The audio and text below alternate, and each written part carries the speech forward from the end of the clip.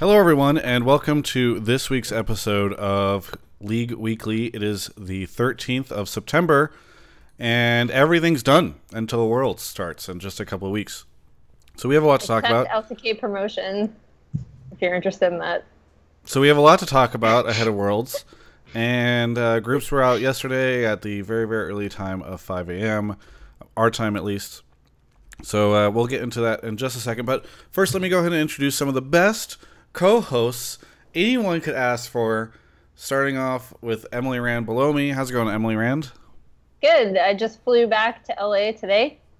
Also, supposedly, I have probably my favorite thing I've written. Oh, definitely my favorite thing I've written all year coming out today. Cross your fingers. So look forward to that. Hooray. All right. I don't know what that means. It's very vague, but It's an article on SKT. Okay. From, it's kind of like the one you never wrote at Yahoo? What? No. You could have saved the website, Emily. Yeah. Exactly. The one I wrote from finals. All right. Just split. Whatever. Mark, how's it going? Hello. Have you all tweeted about the fact the show's live? Oh, no. Let's do that right yeah. No. Yeah, I didn't think so. I have not. I was too busy making sure that everything was set up and dealing with XSplit. Oh, what a difficult... Yeah. I can see how that one would slip by you. Yeah, it's true. I'm pretty good. Did the Gauntlet. That was pretty fun. Watched the group draw, not live, obviously. Shot something with offline TV, a bunch of stuff like that. Now I'm here, ready to talk about this stuff. I think my picture for the tweet was pretty good. I like mine a lot. Yeah, yours most people won't understand. For K-pop. Not much to understand. It's just Charles Barkley. Yeah. All right. Ooh, yours is better. You win. Yeah, thank you. I feel good about that. All right. So anyway, how have things been going with you, Mark? I just answered. Yeah. Yep. What's going on with offline TV GG? Oh, just cut the GGs out, please. I hate that. That's in the Twitter. We just went and played mini golf. That went okay. No one lost their ball or hit it into like oncoming traffic, which is like a minor victory, I'd say. Nice. Yeah. Good job. Congratulations. Finally, we've got Kelsey Moser, who is here. How's it going, Kelsey? Also, not eating. Are you going to be lagging? I feel like that's an unfortunate thing, is that I'm not eating into the microphone. I probably won't be lagging. I've been doing pretty well the last couple days, so I don't think I'll be lagging. Yeah. Very good. Well, no lag. All right, so let's talk about it. Now, we don't really have... Normally, we try to have an angle on these things, but nobody put in a topic about the Gauntlet, and we have to talk about the Gauntlet. So I just wrote Gauntlet. I guess we can just sort of say, are any of us surprised? Does Gauntlet, especially in North America, continue to make us concerned about North America's chances at Worlds? I mean, what's going on there? So my take is that I thought NA had a pretty rough chance at Worlds until the group draw, and now I feel much, much better. And overall, yeah, I thought Gauntlet's level of play was pretty low. Dignitas is in full, like, get us out of here modes. They didn't give a shit at all. They lost to FlyQuest, who was still pretty bad, lost to CLG, and then CLG versus C9 was close but very ugly, and C9 won.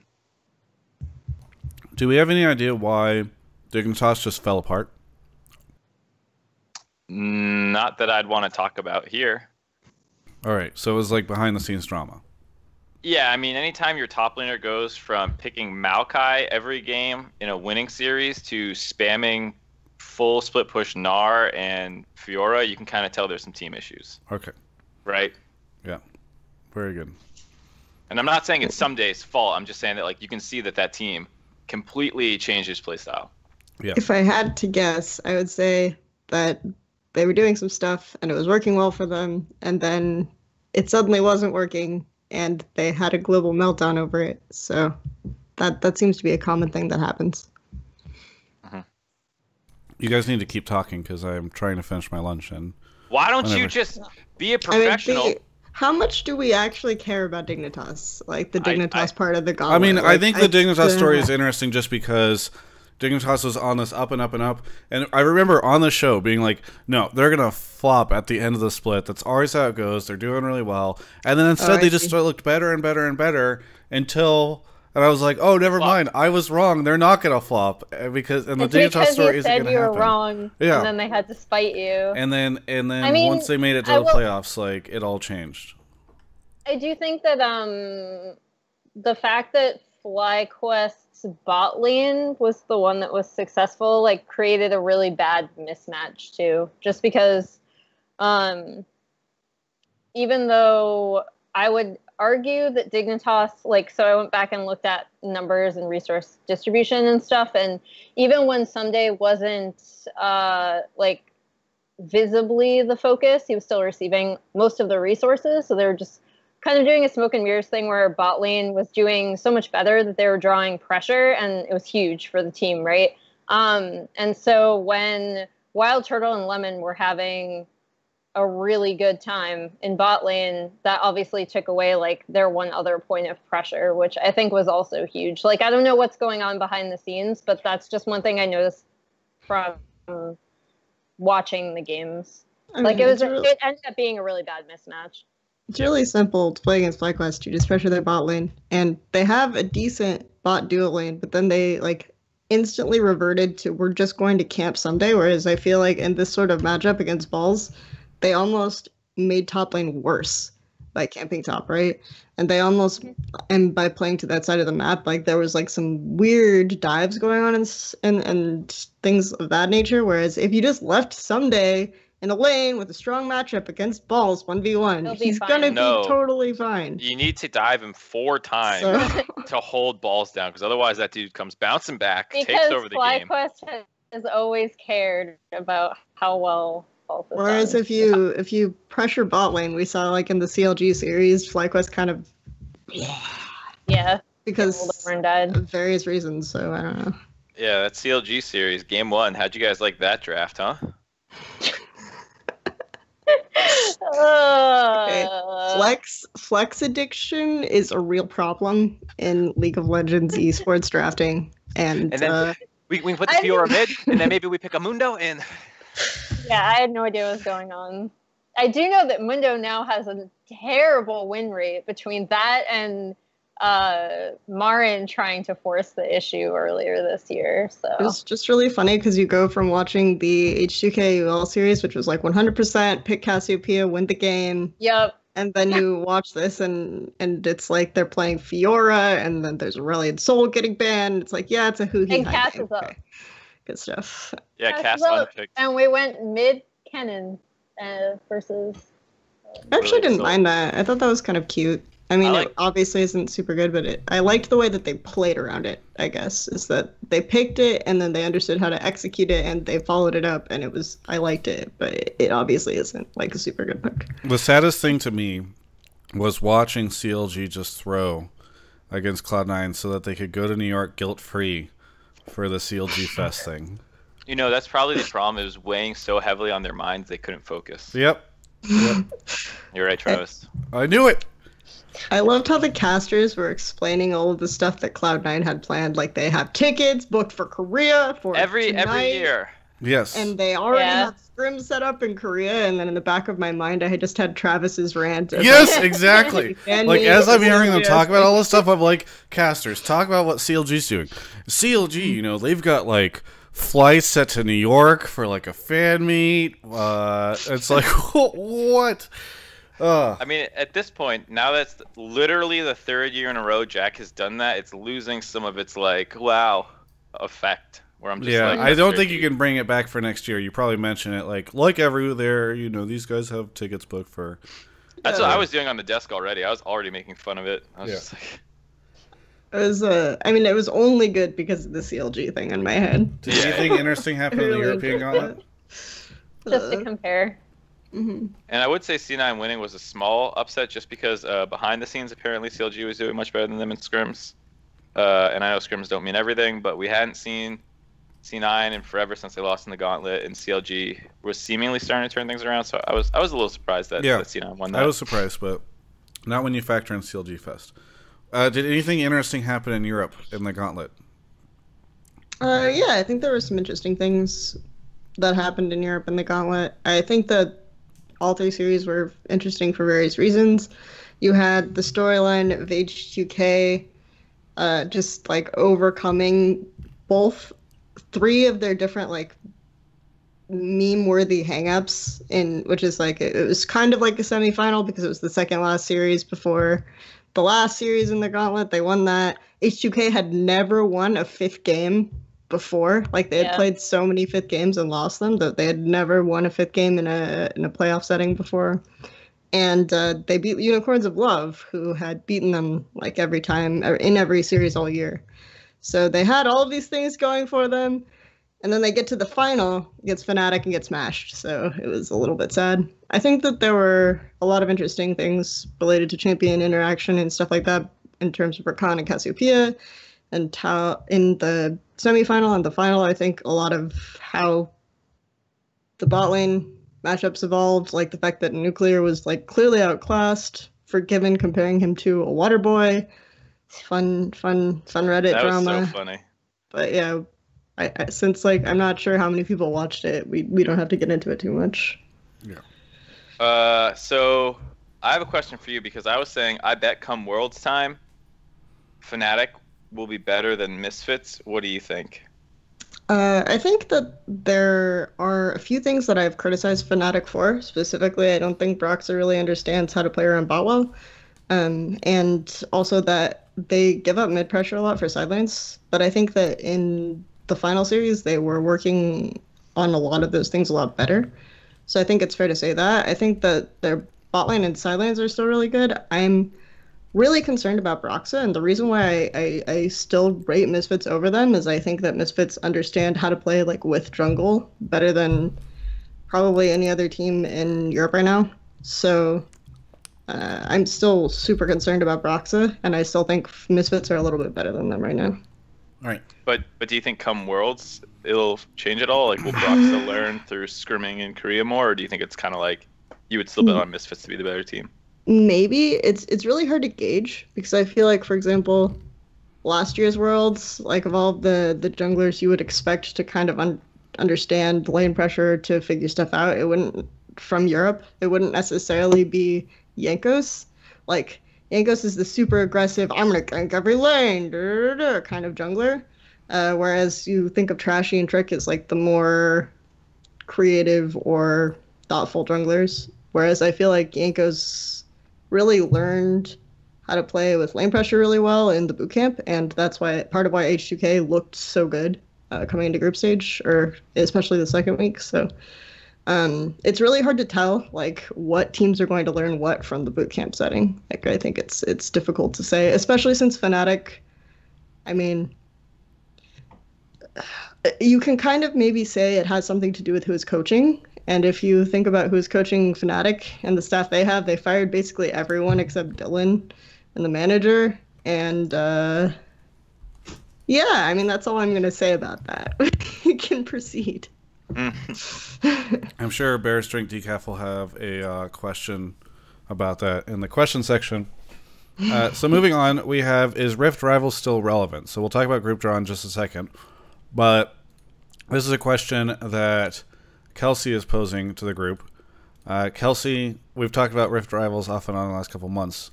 You want to frame this up for us?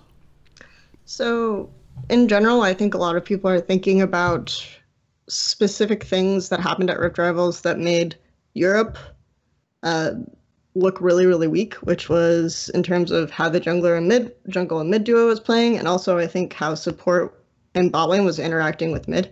They're like both really significant things that Europe was behind on in terms of early game and playing this out.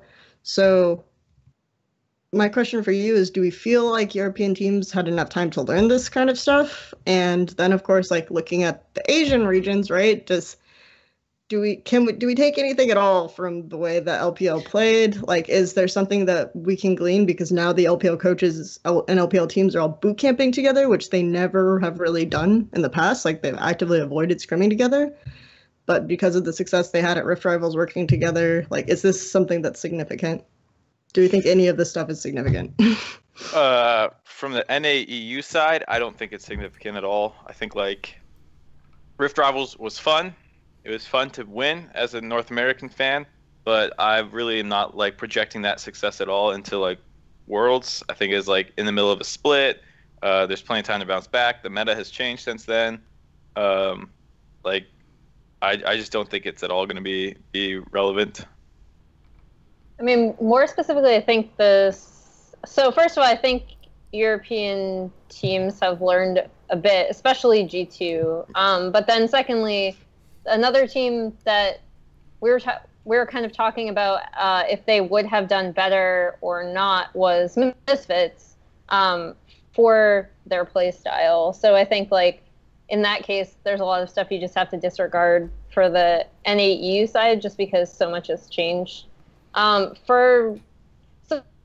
Like I'll speak to the Korean teams. I think Samsung and SKT still have some of the same weaknesses that they did at Rift Rivals that became obvious when they played the LPL teams.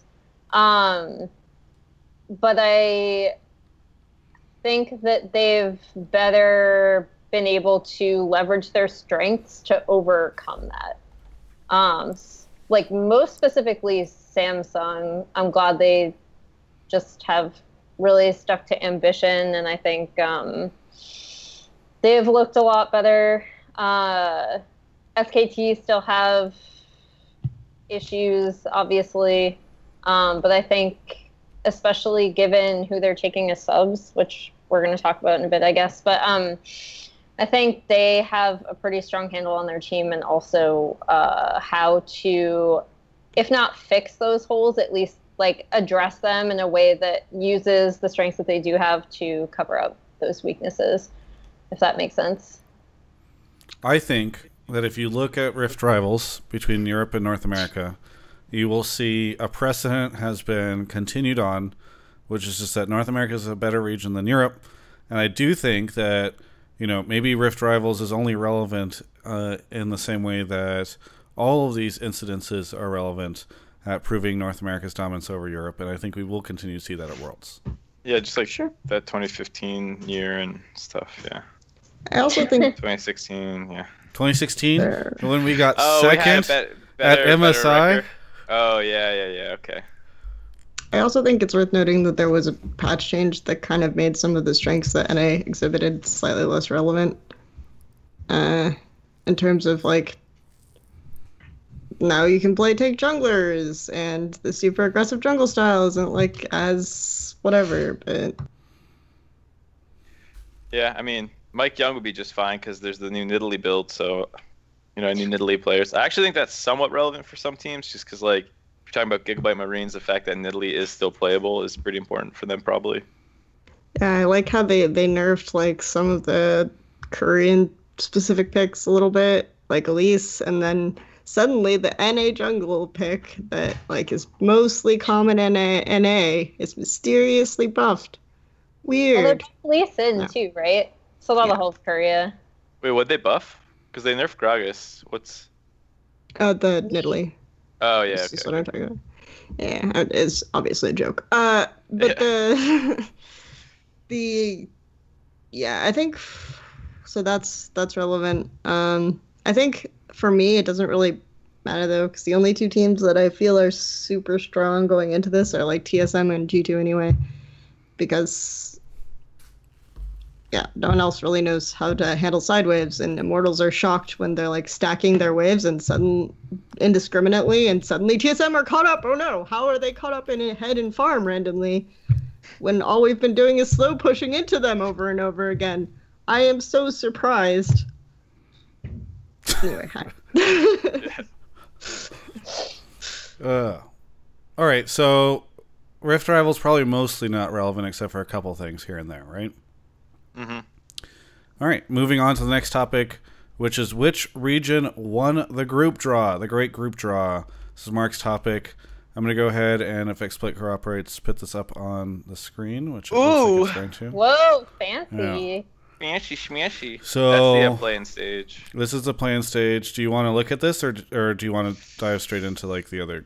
I was talking more about the main group draw. Okay. Playing stage is something I think I have later on. Okay.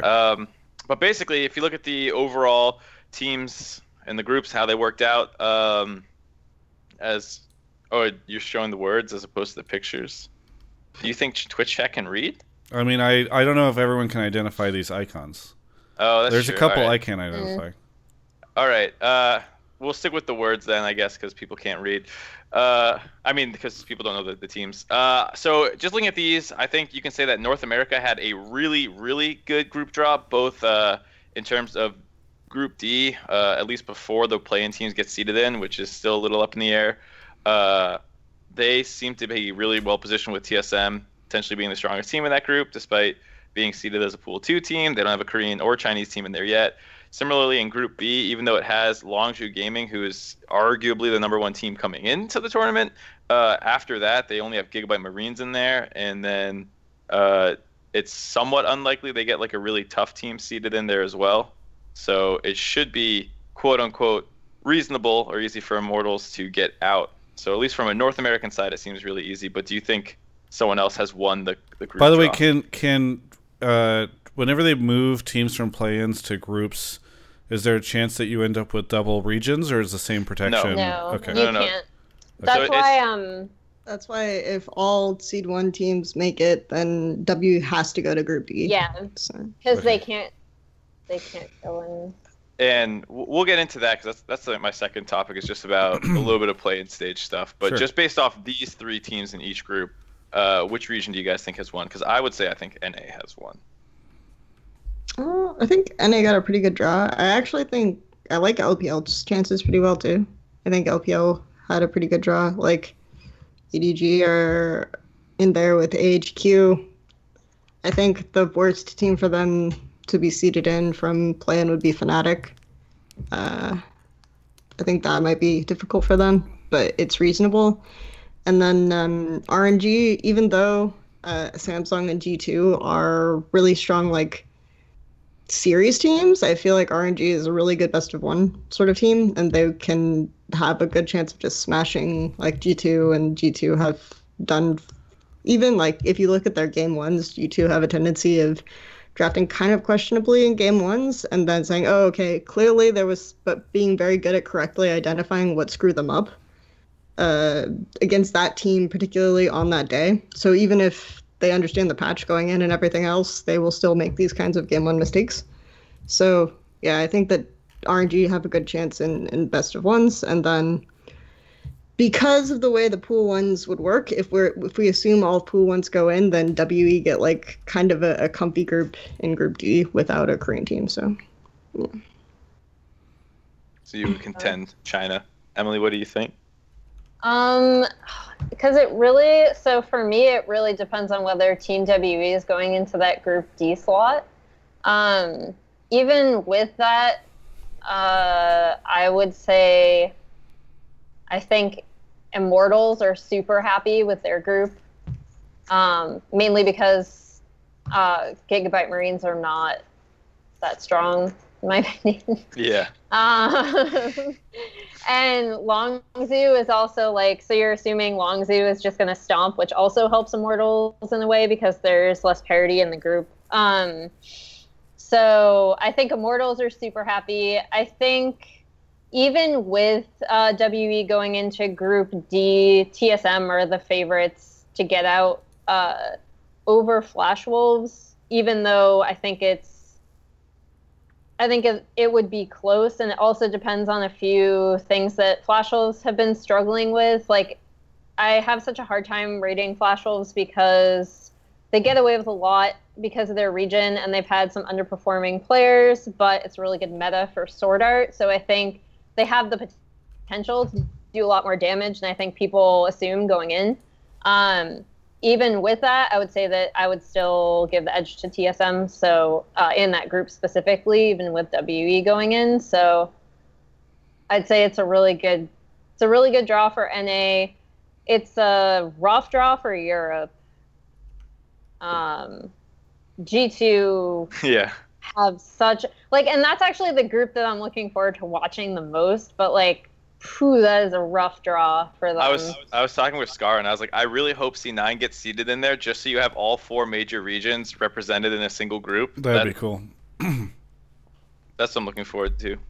I think either way, though, I don't feel like someone just got completely destroyed because even Group D maybe is like somewhat competitive. Like you could see worlds where Misfits or Flashes get out. Even, yeah, I think for the wild card groups, aka AHQ and Gigabyte Marines, no. Yeah, I'm really low on AHQ right now, but there's still some options for upsets just because of the way those teams play. Like GAM, I think Group B will just be really fun, especially if like Fnatic get in or something, because then everyone will just try to smash really early and everything. So it'll be super fun group to watch. But yeah, it's. I don't think there are any groups that just feel like, oh, okay, well, this group is done either. You know, I feel like there are groups with chances for upsets across the board. So, what is would Group A be the group of death unless Group C gets C9 into it? What? Are you on crack, Travis? I think Group C. We just said AHQ is weak. Yeah, AHQ is. Yeah, really but you've got bad SKT in there. Okay, so if you have two teams who are expected to make it out, no one's getting snubbed. The point should be that, like, to be a group of death, it needs to be at least more than two teams deserve to get out of that group. Like, arguably. Do you know who really lost the group draw? Korea. I was about to ask. I was gonna say, does anyone ever feel like Korea loses? Like, is it possible to lose a group draw as Korea? Is it even possible? I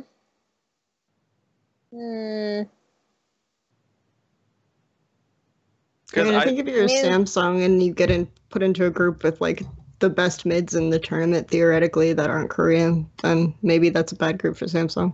I was gonna say because Group C, I don't think like Samsung's happy about that. I don't think Group A or B really care. Yeah, I think Samsung. If there's a group where the Korean team doesn't get out first, it would probably be C. But yeah. Yeah, I think Longzhu are fine. I think SKT are fine because I'm really down on EDG and I'm really, really down on HQ. So even though I still think SKT have stuff that they need to work out. Well, this is a good topic to transition to our next, or a good jumping off point for our next topic, which is our LPL teams overrated. Kelsey, it seems like you're down on, this is a new phrase, down on some of these Chinese teams. I think there are a couple of reasons that the LPL teams are going to be a little bit overrated going into this. One is that, as usual with LPL teams, you can find games from them where they appear to be doing like everything right, and they can do really well. And you envision worlds where they're like taking games off of some of the top Korean teams and stuff like this, but then there will just be games where they look worse than wildcard teams. And I think that's part of why LPL teams will be overrated, just because of how wide their range is in almost everything, in terms of misplays, in terms of stuff like this. Another reason why I think they'll be slightly overrated is just because of how competitive their playoffs was. Like the fact that every series featuring a semifinalist team went to 5 games, people are going to be like, oh my gosh, the competition is so intense. You know, like obviously it makes all of the teams stronger, which I don't think logically, historically, we haven't really seen that be true. So I think there are a couple of reasons why LPL teams may be a little bit overrated. And for me, even though I'll say, like, I think this is a pretty good year for LPL, like, they have pretty good chances. They could also, like, even if WE, I kind of look at them, it's like they should be the strongest team in play-in, right? But I see a possibility of them not making it out. Wait, so just because you just mentioned WE, and I've heard a lot of people were telling me they think WE is like the best team in China right now. Yeah. Would you agree with that? I think they're the best team, yeah, probably overall. Unless I think it's so weird because I hate Worlds because I feel like if you're not a Korean team, you basically are rating teams on how well you think they'll play best of ones, you know? And that basically determines how far you go if you're a non-Korean team. Anyway. So yeah, I think that it's because chances are like you get out second seed if you're a non-Korean team, and then you're placed against a Korean team in quarterfinals, and chances are you lose that. So it really just matters how good you are at best of ones. And how good you are at dodging Koreans. Yes. Yeah. Yeah. So it's really frustrating to say like, Yeah, I think WE are the best Chinese team, but maybe RNG are like way better at just brute forcing games, so they'll do better at Worlds. And I don't know. I think EDG are probably the worst though. Most people would agree, which is really funny because they won playoffs. Kelsey, you were saying that all the LPL teams are going to do the same thing where they just scrim each other? What do you mean same thing? You said Rift Rivals. They're following that setup, right? Oh, they're not following, they're just boot camping together. Like they're already screaming foreign teams. It's not like they're just screaming each other. I think a lot of people have this misconception that every year the LPL teams come to Worlds and they have just scrimmed each other and they're shocked by the meta or some shit, but literally they avoid scrimming each other at Worlds traditionally. Like, oh, in 2013, OMG straight up said, we're not scrimming Royal. 2015, like Sanshao was like, why didn't we scrim each other? Oh my god. What were we doing? We should have stuck together. It's my Sanshao voice. But Does he sound like that? No, he speaks Chinese. Anyway, the point is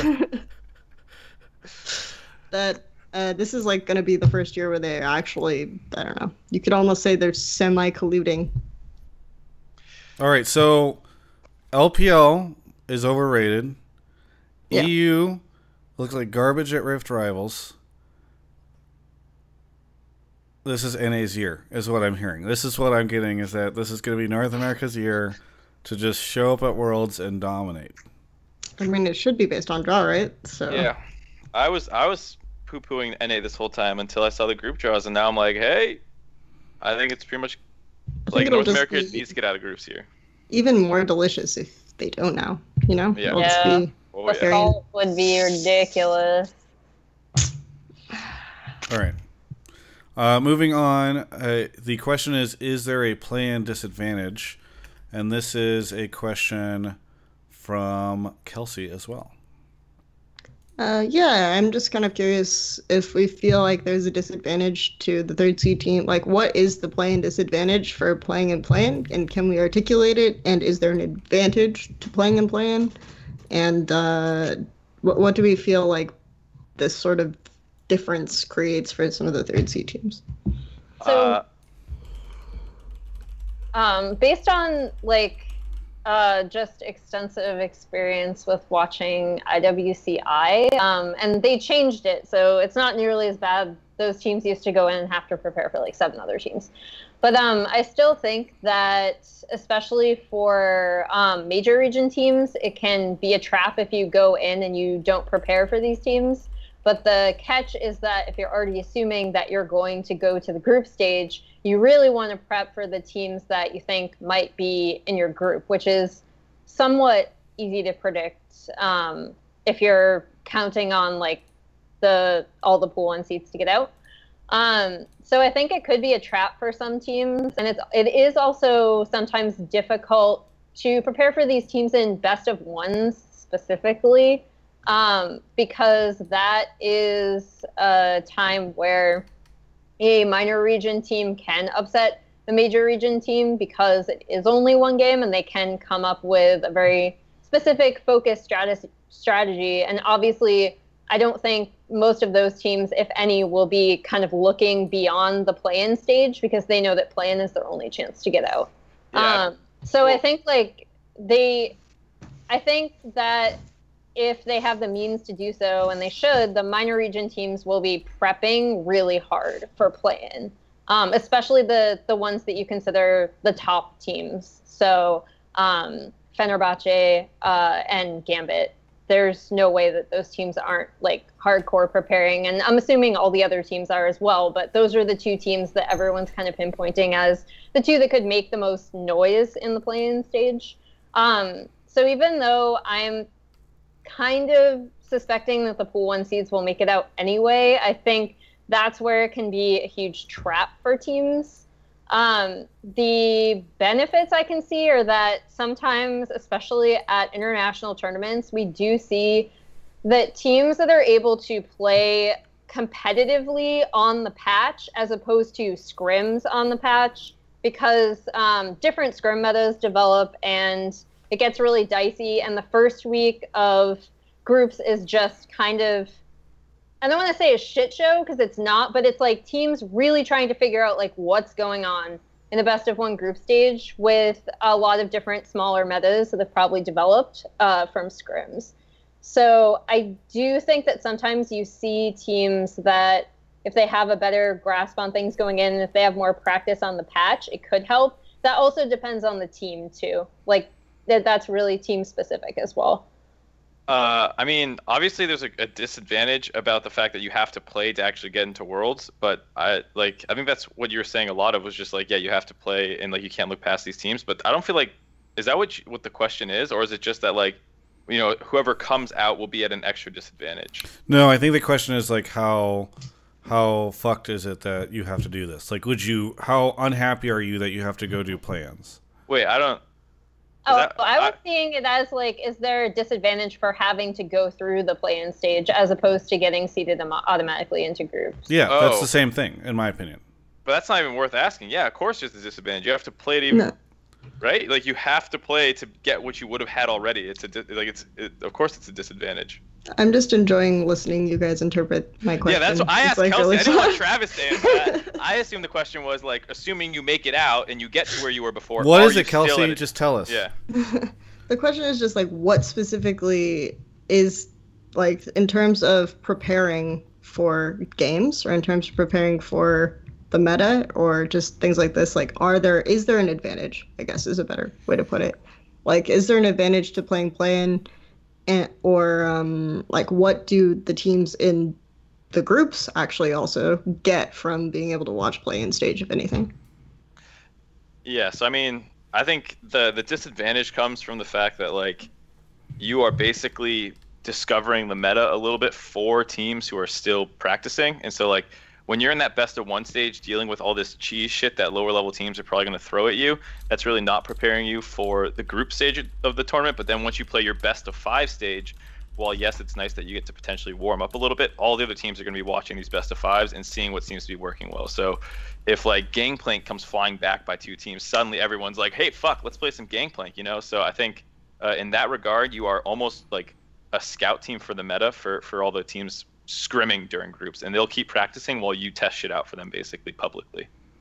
I think there's that side as well, but I do kind of feel like it's I'm not sure how much of an advantage you get from watching play-in general, just because the group stage, and you make a good point with the bracket stage, but I still feel like in terms of as much as the meta evolves on a single patch during Worlds, which is like one of my favorite things during Worlds, there's still stuff that shows up like 3-4 weeks in, and I think that generally speaking what we see in play-in won't really necessarily be indicative of what we're seeing in the full tournament, especially since we'll see like I don't know, I think teams like WE will just play whatever and try to smash people and maybe get punished for it even, but I think that there will be some incentive to hide it, and I think maybe the real punishment then is that like you're not necessarily playing, like you have to come up with something that's tertiary to like what you want to actually play in group stage, right? So it's like, what can we play to smash these lower tier teams that isn't really what we want to play against like real teams or something like this. I just think somebody coming out. Not that developing region teams aren't real teams. I'm sorry. Okay. I just think that coming out of play-ins, you might have a bit of an advantage because when you haven't played on stage in so long. I mean, this was like, the teams, when there used to be group seed or group stage buys in Worlds, those teams never looked particularly amazing because you had all these guys coming in hot off of all this practice and the experience of playing on stage and all this kind of thing, and then they just sort of falter. Not to say you get like a ton of on-stage experience with play-ins, but it's more than other people have. The other problem with that seeding was that a lot of those teams weren't actually as good as they were seeded. Like TSM getting seeded into quarters did not make them a top 8 team when they're playing Samsung, or not Samsung, Azubu or whatever. Yeah. So like I think some of that was just due to the fact that we didn't know how strong each region was, and so people getting buys and then getting seeded against a stronger team was an issue. Yeah. Fair enough.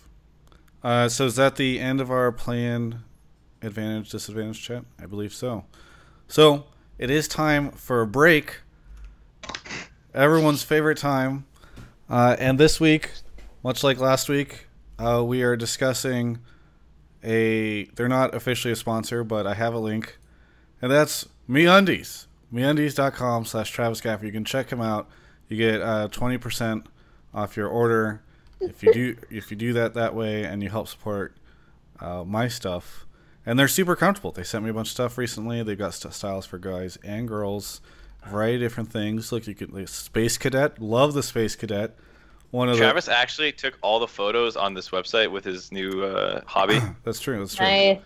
This one right here with all the butts. That was actually. That's all you. Yeah, That was your favorite Nice. one. Yeah, that took a bit.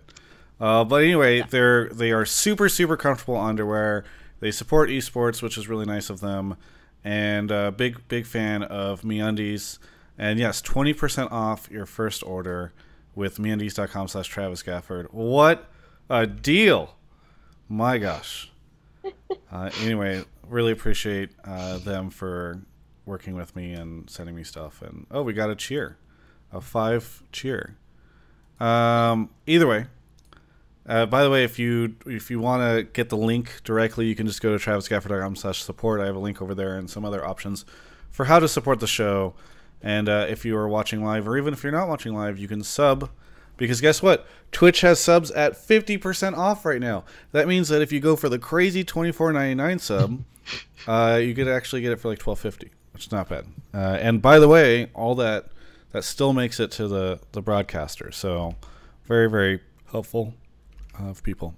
Anyway, let's move on. We've got the chance of a play-in upset. So still talking about plans. This is Mark's. Yeah, so what a lot of people were talking about was if everything goes according to plan, WE ends up in Group D, and all these other things happen. But the question I have is, what's the chance that it actually goes according to plan? And I think the big group to look at, if Travis wants to pull this up, is Group D. The number 1 seed there is Hong Kong. Starts with an A. I can never remember the name of it. Attitude, right. That group is one where it doesn't seem to have a major region team and those kinds of things. So people are wondering, even if whoever comes out of Group D, if that 1 seed has to play Gambit or another potentially good 2 seed in another group, do we see some upsets? And so what's the likelihood that it actually comes out where every number 1 seed is the one to come out? I mean, I think the reason why Group D is the one that people are looking at has less to do with Hong Kong Attitude and more to do with Fenerbahce. Yeah. Because I actually think Hong Kong Attitude is going to be a little bit underrated. I think they're better than AHQ in terms of LMS teams. They actually had a really big uptick. They had kind of a FlyQuest/Cloud9 2015 story where they didn't even make playoffs, right? Because they had such a terrible early split. And part of the reason they had such a terrible early split is because their coach came in and did a complete overhaul of the roster. He had kind of controversial methods where he said if you're rated above other because the roster had a lot of players on it, and he said the player who gets to play on stage is the player with the highest ranking in Korean solo queue. So that kind of completely overhauled the roster, and it actually ended up making the team really good because you have a fair amount of individual talent. They can play super aggressively, and I think their team play is pretty good. They do a lot of questionable things that is just really bad play, but I think in general they're better than AHQ, who can only play one style or one way of approaching the game, and a lot of their players are really underperforming. And the 1-3-1 style isn't super effective right now anyway, so I think that they're actually a little bit underrated if people are saying that this is the weakest Pool 1 team, because after watching Cloud9... yeah. So, yeah, I think it's more Fenerbahce, which people are really, really saying great things about, but I haven't watched them, so I can't really speak to it. Yeah, I just started watching them today, so I'm not going to really speak to it, but I think it's because of Gambit and Fenerbahce that people are those are the 2 teams that everyone's kind of looking at and saying.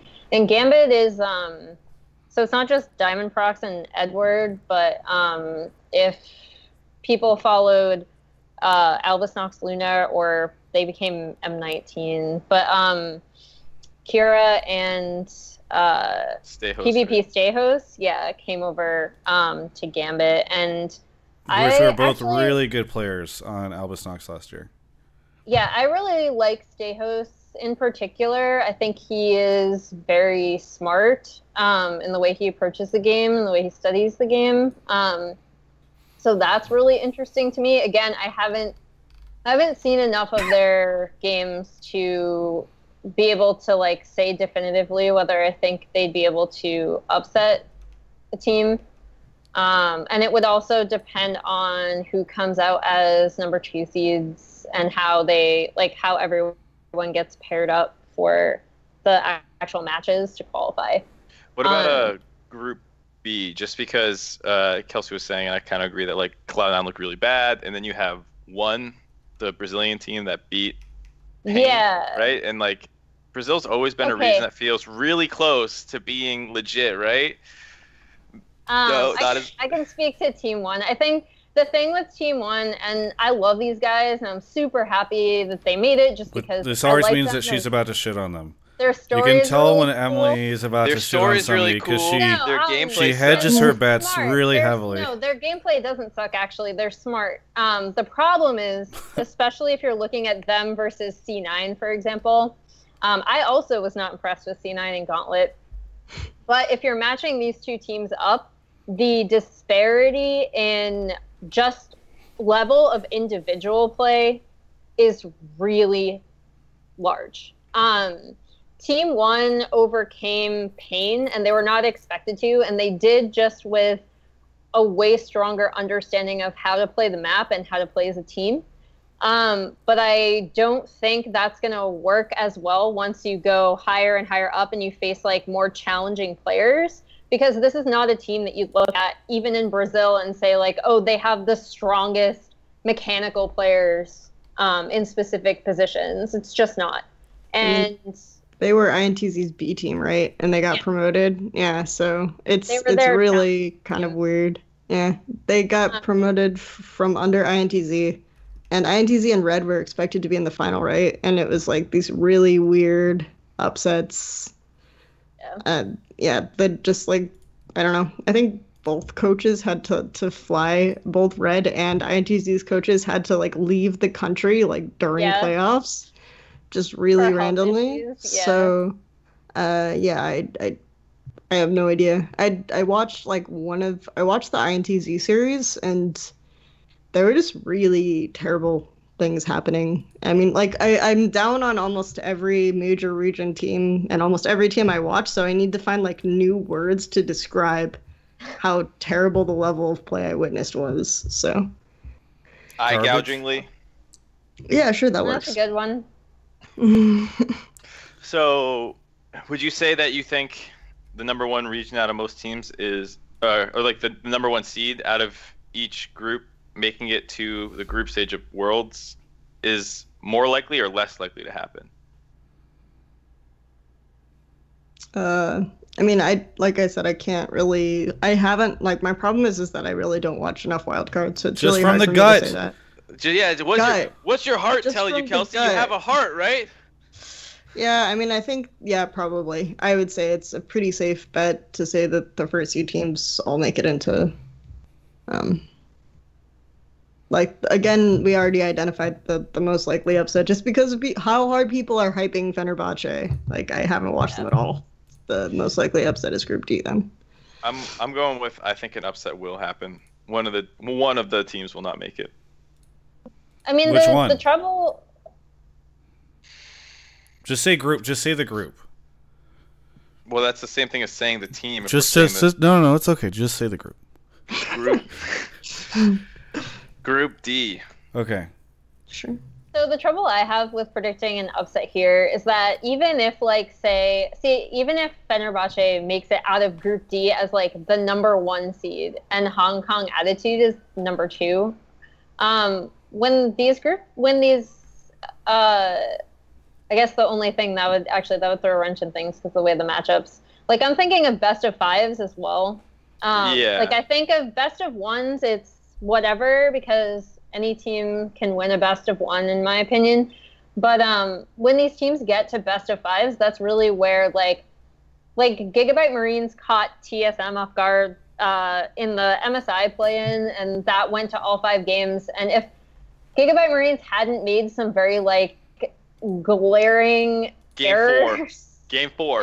Yeah. Oh god, they should have won that. But I'm not like, that's not me as a TSM hater. That's just me watching a team basically be like, here's the game, we don't want it.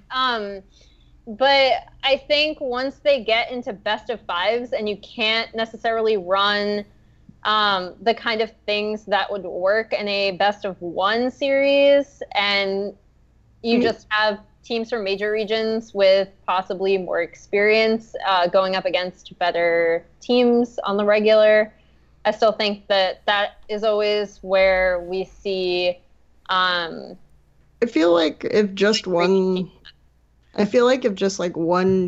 Gambit or Fenerbahce make it out, though, like, they'll be for sure, if just one upset happens, where you have one Pool 2 team getting out in first, they have to play the Pool 2 teams from the other group, right? So chances are it's, like, going to be Gambit and Fenerbahce versus, like, some really, really terrible wildcard team. So that almost, like, if there's one group that has an upset and a Pool 1 team doesn't get out first, I think that basically guarantees that we get a wildcard team. Right, and I'm not saying I think it's more likely that a number 1 seed loses to a 2 seed in best of 5. I'm saying it's more likely that the double round robin stage, where there's only 3 teams in as opposed to 4, is less stable, and one team will fuck up in the 1 seed and drop some game that they should. Exactly. And I can even see, like, that's part of why I also said that, like, I could even see WE coming out as, like, the definitively best non-Korean team in the tournament, and then also just, like, bombing out and playing, like, straight up, because they do some dumb shit against Gambit, and Gambit are like,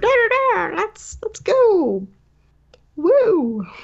So. All right. The next topic is regional strength versus actual performance. You put in pre-evaluations. I shortened it, Emily. Yes. But you want to explain to me what this even means? It's so long-winded, and yet I don't know what it means. So we've just failed on all fronts. That's great. I am just the best at explaining myself. Yeah. Okay.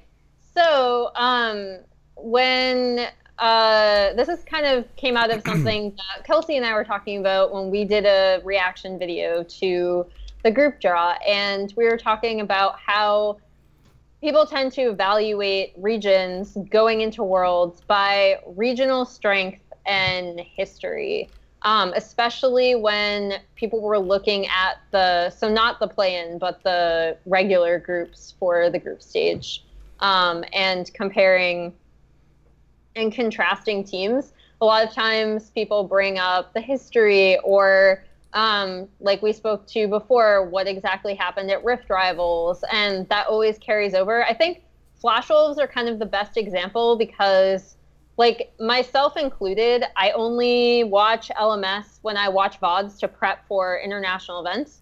So I do not watch LMS all year round, and very few people that I know do. And I think, like, Flash Wolves are that team that everyone's always like, we'll just take their previous, like, performance and we'll apply it to that, and we're not going to look at what happened with this team, the split, or anything like that. And that's why, like, when people come to Flash Wolves, like, the thing that's always said is, like, when you overhype them, they underperform. When you underhype them, they overperform. And I think part of the reason that happens is because people aren't actually looking at their playstyle, and they're just looking at their previous performance at an international event, because they go to all of them, because they always come out, this LMS is number 1 seed.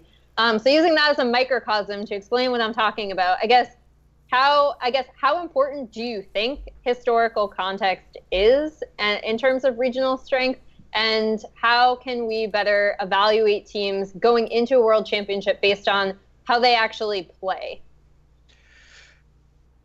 In terms of regional strength, I think it's really hard to do, especially when you're getting, like, new teams to come out with the regions. So, like, Immortals, you know, haven't seen a lot of those players at Worlds. But for, like, I think you can kind of use historical context for teams that stay mostly the same. Just like TSM, for example. Last time they were at Worlds, they had all 5 of the same players. Parth was there as well, and they were, like, really, really early game dominant in North America and shit on kids. And then They couldn't do that at Worlds, and like now they feel a little bit more balanced, and you can kind of say that should translate better, but maybe they're not as strong.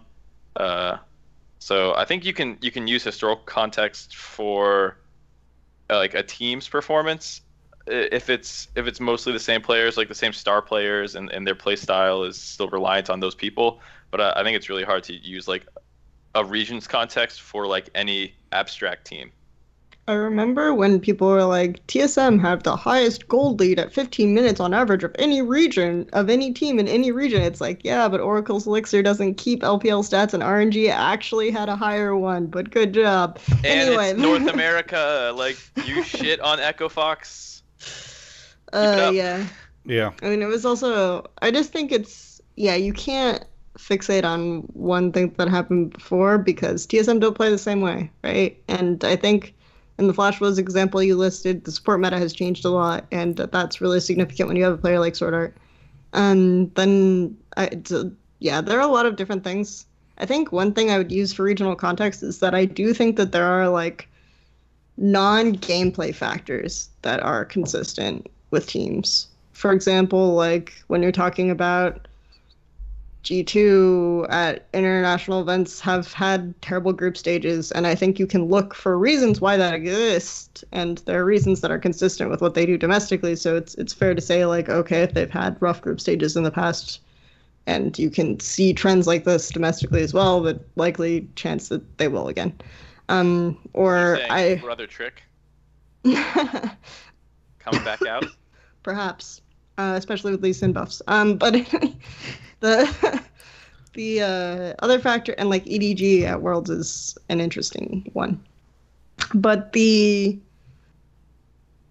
or UZI at Worlds, all that fun stuff. The other thing that is interesting about this argument though is that I think people like are obsessed with regional strength. But for example, I think TSM and G2 right now are actually really similar teams, because they try to look at like certain meta trends and they try to play like these certain meta trends. They have similar players with like similar issues. Trick and Svenskeren, I think Concert and Expect have like similar issues. Their ball lanes are both like fairly strong.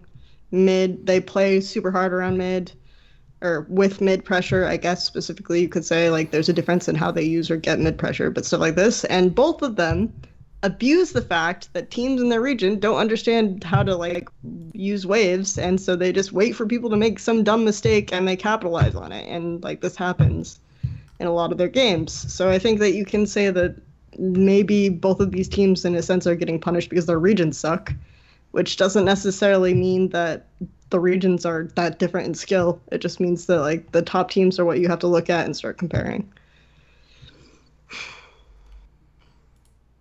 Does this feel like a good answer to your question, Kelsey? Yeah. Emily. Emily. I was Yeah. looking We're at both the Kelsey's same, name. it's fine. I was looking at Kelsey's name People for do the that all next the time. topic. All white girls look the same, really. It's true. All right, so Emily's next thing is the Great Longzhu SKT SSG debate. Yes. So I threw Samsung in there just because I think arguably they could have a good matchup against Longzhu, depending. But I think a lot of people going into this are trying to look at SKT versus Longzhu and whether we actually have a Korean team that's not SKT that could be favored to win Worlds. I know last year I still said personally that the Tigers were the favorite going in because I did think they were a better team than SKT, and I stand by my prediction going into last year's World Championship, even though obviously I was wrong. But the kind of wrench that was thrown in there was that KT beat SKT in the Gauntlet. They didn't even make it to finals. So you had Brox, KT, and it went to all 5 games, and it came down to a very close game 5. So this is completely different, where SKT looked really out of their element for 3 of the 4 games where they matched up against Longzhu. So I just wanted to bring that up again. Like, is this another year where we actually have a favorite that's not SKT coming out of Korea? is the question? Can we expand the question and just be SKT versus the field of all other teams? Because like Sure. Longzhu, like if it's a pie chart, it's like SKT is like 50%, Longzhu's like 40%, and then the rest of the world is like 10%, right? Is that how you see it? Basically, for more or less right now. I think the thing is like SKT lost, or like Rocks won going in summer last year, and they came in with all the hype, and SKT still figured it out. And I think that's the hard thing that's like to discredit about SKT, is that they won't figure it out. And kind of just based off that, I would still probably go with SKT if I like had to put my money on somebody. They just have too much of a pedigree and too many like the same components from all those other great runs that they've had, as well as the fact that they've never not won Worlds when they went. I think their problem is slightly different now. Yes. I actually think it's a really good call. This is a topic, so I won't say. Yeah, I was gonna bring that up as well. But Let's segue in. Yeah, so regardless, skipping over that, whatever. I think that they have problems. They've been relying on their bot to kind of generate pressure in lane, which is something that they haven't really done with the Bang Wolf setup before. So I think that that's a new problem that they're having to deal with that they have never really dealt before with this three-piece lineup, the Faker Bang Wolf lineup. So I think that that's a slightly new problem. So I think that that makes the question more interesting. But at the same time, they've had all sorts of other problems that they figured out. So it kind of sucks in terms of because you can't necessarily point to something concrete, I guess, that explains the situation. But you kind of say SKT. So is it really that great of a debate? Because it sounds like it's not that great of a debate. Well, I wanted to bring it up just because I think it's a different situation where SKT have a lot of, like, to Kelsey's point, they have a lot of different issues than they have had in previous years. And the way the finals went was a lot different than, say, last year. So Emily just has the opposite problem of me, where she overuses positive adjectives. So. So I think, I just wanted to bring it up because I wanted to see how many people were siding with SKT versus Longzhu. I also side with SKT for similar reasons, even though, like, it's really frustrating because one of their strengths is that when they're faced with a problem, no other team is better at using prep time to adapt and fix it by the time that they need to at a world championship. So I think that's the reason why I am giving the edge to SKT despite their finals performance. Right. Even if the problem is different than what they faced in the past, they have faced enough different problems that you trust that they can figure it out. Yeah, it's hard to imagine any team that has gone through like more crazy shit than them in terms of all the battles they've had to get to win to finals or get to the finals over and over again. Different because most of their problems have been related to playing with top jungle mid, so that's why this one's different specifically. Yeah. I trust Koma. He'll figure that shit out. All right, and bouncing off of that, we've got the SKT and EDG sub stuff going on. So, do you guys want to explain this? Because I think SKT's substitute. So first of all, like. There's always the debate that rises up around Worlds with larger rosters where you have people being like, well, it's not fair that they can't bring Unchara, Peanut, Blank, and Huni all because they've all substituted in and out. Even in the most recent final, SKT was swapping them out. But it came out that they chose Blank, Peanut, and Huni as the trio that they're bringing. So basically, Blank is going to be the sub, Peanut is listed as a starter, and then Huni is their top laner. So Unchara is nowhere to be seen. And I think we can get to EBG because that's kind of a minor thing. They actually decided not to bring Zet. They're bringing their sub-top laner, Audi. I think with SKT, though, it backs up kind of what we talked about with their ability to look at a problem and address it. Because I think they realized after the finals that they have a weakness in top lane where if Untara just gets demolished by his opponent in lane, they can't recover because they don't necessarily have that pressure point, and it puts. So basically, what happened is bot lane got pushed in by Prey and Gorilla, and then Untara was losing to Khan, and so that eliminated a lot of the places where either Blank or Peanut could go. And only in one game did Blank manage to really be able to exploit Cuz, which is a really good way of beating Longzhu. So I think the fact that they're taking Huni is a good indication that SKT are already looking at their team problems, because Huni, in my opinion, even though it's difficult, you can get Huni to play like Untara, but you can never get Untara to play like Huni if he's going to be playing carries and playing for like a more aggressive lane. Untara is just not going to play that way. So I think it shows me that at least they're looking at the problem and they're definitely considering their finals performance. Was it you who tweeted out that like picking Huni to bring is the choice that wins them worlds versus like gets them out of groups or something? Someone It tweeted. wasn't, but I agree with that. Yeah, I forget who I saw tweet that. Oh, that was me, Mark. Definitely not Travis. I bet you couldn't even say that Untara was the other top laner. Who? Anyway, the point Exactly. is, Yeah. are we going to see, like, imagine this, Huni Papa Smithy. versus Fnatic, then Huni versus Immortals. Huni wins, like, he just goes over his old, he has to beat his old teams, you know. Wouldn't that be kind of cool? So it's like Scott Pilgrim, but with Huni. Yes.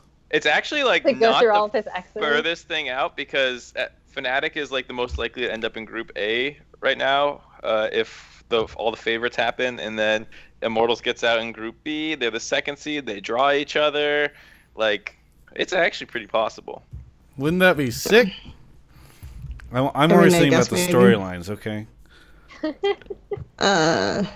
Yeah, I don't know. I agree that it's more like having a place for jungle pressure is the issue. I don't know. I still think playing towards abusing bot lane is going to be the best way to destabilize SKT. So we'll see. We'll see if it's good. I think it's a good choice because at least they'll try to have one side lane generating pressure, even if he does it unsuccessfully. Like the fact that he'll be trying to push out his lane is pretty good. What percentage of teams do you think will really be able to like exploit that potential problem though? Like, I mean, Huni hasn't been playing that well. I don't know if you noticed. yeah, I mean, I noticed. I'm just saying that like, Oh, you mean the bot lane or specifically? yeah, the bot lane problem of like, because yes, you could say Prey and Gorilla could do it, right? But then, Yeah, I mean, I'm not sure in Group A. yeah, Yeah. Personally. Maybe if Fnatic might get in because I do think Reckless and Justice have been playing really well, but we'll see.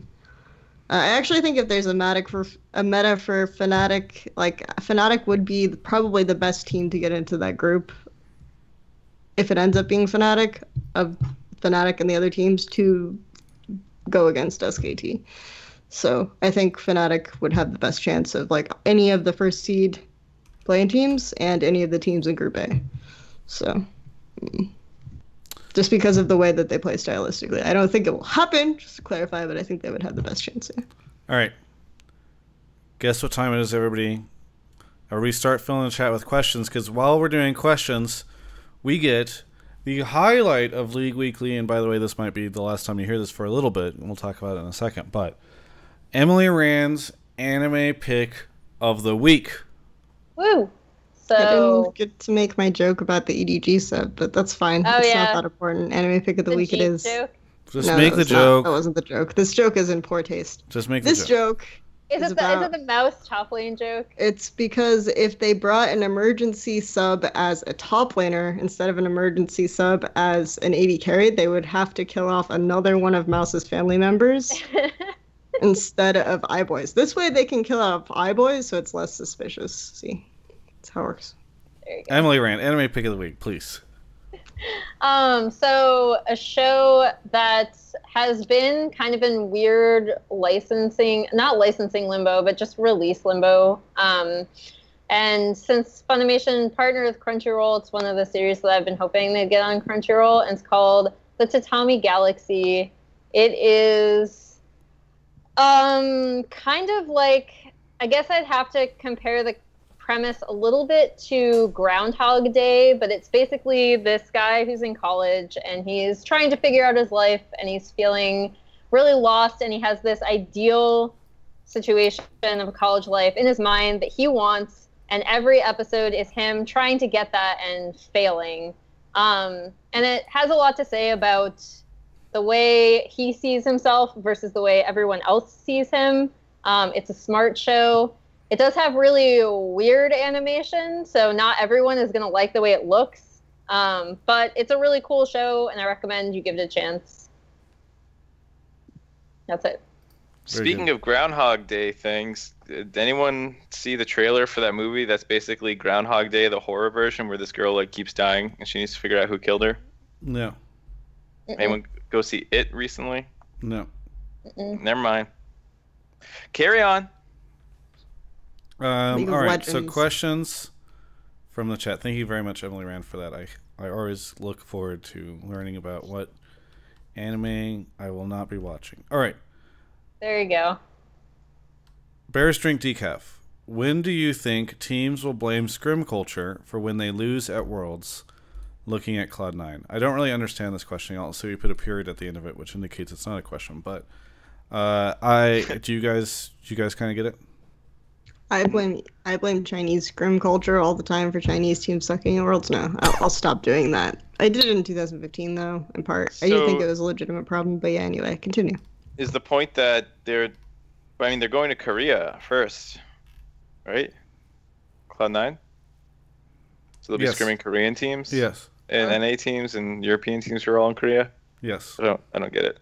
And Chinese teams. I mean, I think the reason Yeah. is just because you see a lot of teams come out, or you have, I guess, this past split in North America, seen a lot of teams come out and say, like, oh, scrims are really weird on the new patch because what happens is, like, you can't scrim specific people, and so these weird metas develop where you might think something's good and then you play it on stage and it turns out to be really bad.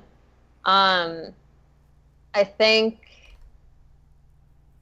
it seems like teams have kind of figured out scrims, so I hope that it's not as big of an issue going into it, because to Kelsey's point, one of the coolest things is actually seeing how things evolve on stage throughout the entire process of Worlds, because it's all on the same patch.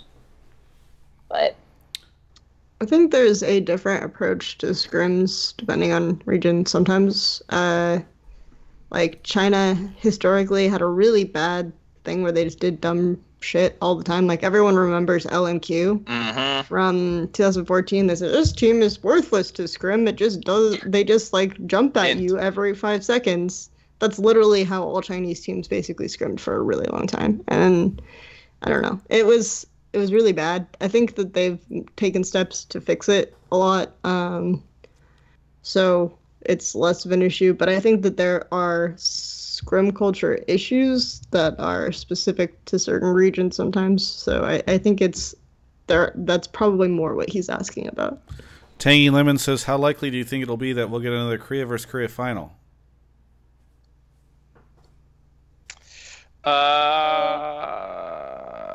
I mean, I think the big thing is if Samsung doesn't get out of groups is probably how you avoid a Korea versus Korea final. Because then there's a chance that... Is there a chance A Or and it B's... doesn't get out in first, I guess. Yeah. Well, yeah, because I guess you could have... Could you have all 3 Korean teams on the same side of the bracket? If Samsung gets out? I'm not sure, but even if second, in second, Because you can't have like the B team of a bracket or like the second seed of a bracket on the same side as the first seed of the bracket if they're keeping it from last year. So I guess it could work that way, yeah. it could work that way. Yeah. All right. So that's the way it avoids. But other than that, we're expecting Korea versus Korea final. Yeah, as long as there's 2 Korean teams on other sides, more than likely. Okay. Flozatron, similar question, says your dark horse to win Worlds that isn't Korean. I like this question. Mm-hmm. Because you have to pick somebody that's not a Korean team to win.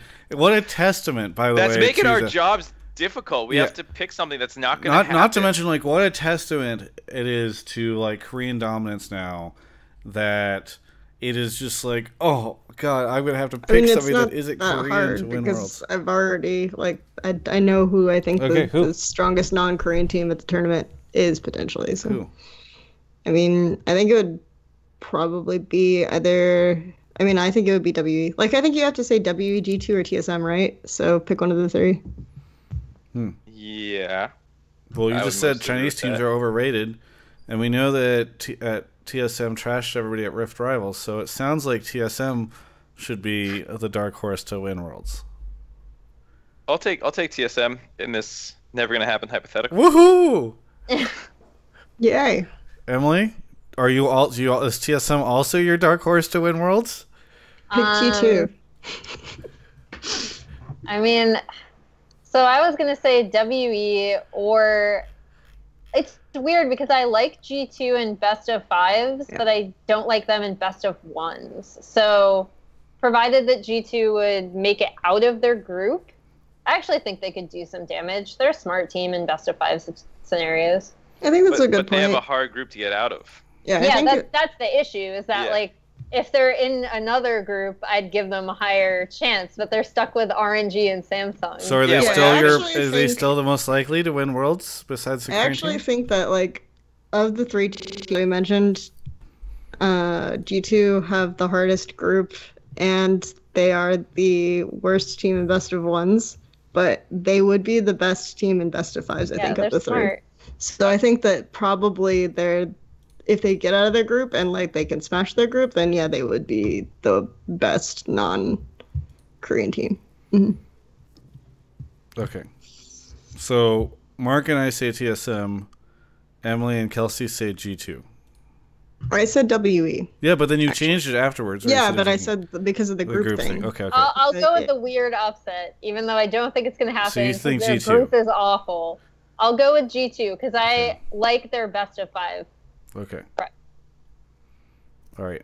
There we go. Let's see. One or two other questions. The Yellow Sub NA says picks to watch for at Worlds, for instance, Azir, because there are Azir buffs. I don't really think Azir will be played. Like, I thought about it, and it would be cool, because, I don't know, I like a lot of the Azir players that are at Worlds, but I don't think Azir will be played. The buff is weird because it's a damage to, like, late game ult, which is not at all where Azir needs help, or, like, where he's strong. It's weird because it's like a significant late game damage. Yeah, it's like 150 or something, but it's like if he can get to level 9 and hit 2 items, that's where Azir is like nasty. Anyways, or like 3 I think play-in teams might try it. I think we might see it in the play-in. I think there are definitely situations where you can play, yeah, but it's probably unlikely. Bears Drink Decaf says, can Mark finally admit Dardoch could have helped CLG make it to Worlds over OhMyGod? How about we hear the other two panelists' opinions first, and I'll throw mine in. I mean, like, in hindsight, they have probably had more of a chance to make it with Dardoch than not making it all, because we now know that they weren't making it with Dardoch. Okay, with OhMyGod. So yeah, sure, I guess you could say there's a higher chance at this point. Because the chance already is 0, so any fraction higher than 0. Okay. That's an interesting take. I mean, I think the big thing you're looking at, if you're looking at Dardoch versus OhMyGod, is actually how it affects Huhi. Or for me anyway, that's what I immediately noticed. So not only just the difference in their experience, but how Huhi plays the mid lane changes a lot based on which jungler played. So that's what I would be looking at. That being said, like, if things were bad enough that they decided to swap out Dardoch for OhMyGod because of whatever decision, they were like, for our team environment or whatever, we think that this is the best decision, even if they had made it to Worlds, what would be the chances that they would be able to do anything if there was that much like friction? You don't understand, Emily. For Western teams, the objective is not to do well at Worlds. The objective is to get to Worlds, apparently. Oh, this sorry. is like all anyone cares about, right? My question is, how did Dignitas do, guys, when they started having internal issues? How'd that go? Oh, they exploded? I wonder if a similar thing would have happened with CLG if they just exploded. I wonder what happens when teams lose confidence in each other. There's only a history to look at. A plethora of teams over history that have exploded. Aren't there some teams that have exploded and actually done well? Like, well, there were a couple teams that have like done incredibly well that all hated each other. Name one. I'm trying to remember at this moment, but I mean, apparently the Season 1 HTK CLG. team environment last year was so bad that we had to like replace Forgiven for some reason. There's also they still did exceptionally well at Worlds, right? So there's also a RNG iteration, I think, that all hated each other, but we were doing well. And then what about all the 2014 teams one? Yeah, the Uzi one. Starhorn Royal Club, they made it finally. So we got two examples of teams that did well with hating each other. Now to counterbalance that with the teams that didn't do well. Season 1 CLG, no, get out of here. There's no competition. Yeah, there's a lot of teams that don't do well as soon as like the team stops liking each other. CLG would not have done any better. That's my take. All right. Maybe players just need to grow up and learn to work with people they hate, like the rest of us, you know? Good stuff. If anyone needs to do some growing up. It's me. Oh, no, I was going to say, no, I meant the players, Yeah, CLG needs to grow up and learn to play with Dardoch. Yeah, not Dardoch needs to grow up. Yeah. After all of this. That's what Travis has taken from all of our conversations. I mean, that's my take as well, you know? Yeah, exactly. Get it together. And just learn to play with this guy. I mean, kind of, if you want to win enough, right? You will learn to play with Dardoch. Yeah. Pretty much. If you think he's that good, how was he looking that season? He was like the he wasn't sixth best jungler. He wasn't that good. So CLG was looking better with him than they were with Oh My God. The issue with Dardoch for me is not that he's a dick, but it seems like he didn't really apply himself to improve the split. So that's more my issue with Dardoch than anything else. So somebody said something like Pobelter. Maybe he just had bad coaches. They tweeted in response to a interview that I posted, and they said at Pobelter, at Doublelift, at why am I forgetting the other? Xmithy. At Xmithy, you're all going to Worlds and CLG isn't. You weren't the problems. Think about that one. And that's how we'll end the show. Emily, anything that you want to say to the fans? Look forward to my SKT piece. Where is it going to be? I worked really hard on it on ESPN. Okay. Of course, you give the SKT shit to ESPN, and then you give like the Brazil articles to Slingshot. Poor Slingshot. Whoa. I actually split the difference because I wrote a similar feature on Longzhu for Slingshot. Yeah, most of my Slingshot articles do way better on Reddit than my ESPN ones. I think it's because the publication time for ESPN is pretty bad. But yeah. Mark? What you got going on? Not too much. I will be doing the play-in stage for Worlds on the desk. That's like a week and a half away, and until then, I'm mostly just prepping, playing D&D tonight with the Riot Casters. Looking forward to that. Nice. Are you guys gonna stream it? No. Really? I mean, the LPL people always stream their D&D sessions. Kelsey, come on. I just don't want to figure it out. What am I doing tonight? I am working. By working, I mean watching LMS VODs and writing about stuff. Nice. Good stuff. So I'm opening this fortune cookie right now. Oh my god, dude. I'm going to hang up. Approach life with bold enthusiasm. If you eat that fortune cookie, I'm hanging up. No, I was gonna, don't hang up because we need to talk about this. We haven't actually really talked about this as a group. I kind of mentioned it to Mark, but it doesn't really make sense to do the show in the next couple of weeks because there's going to be nothing to talk about. So and then we're going to go to Worlds, or some of us are going to go to Worlds, and the other ones will be busy. So the show might go on a hiatus for a little bit. So there's that. Just when we were picking up steam, we had 550 viewers. Bummer. But so it might be on hiatus. Mark and I were talking about doing a call-in show that maybe we could pilot next week and just take call-ins. If you still what want if to do I that, called in? You what could if me do and that. Kelsey call in You could do that. and just ask you troll questions? You could do that. But we actually think the idea of a call-in show might be kind of fun. So maybe we will do that. But either way, show might be on break for a little bit. But that's the show. You can sub to my YouTube channel to make sure you catch this show or any others that are coming out soon. You can follow us on Twitch. It's fine. I'll just do videos with Emily, you know? Yeah. Feels super exclusive. One thing I did forget to mention that's actually not super hype because I watched the games, but LCK promotion is going on. So if you do want to know, I did watch that. If you qualify for spring, the next match is tonight at, I believe, 1 a.m. Pacific time, if I remember. I stopped watching National Esports Tournament, but there was technically a Chinese tournament involving like the top team.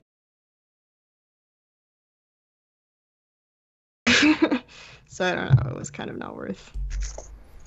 Very good. Yeah. Thanks for watching, everyone. TravisGaffer.com/support.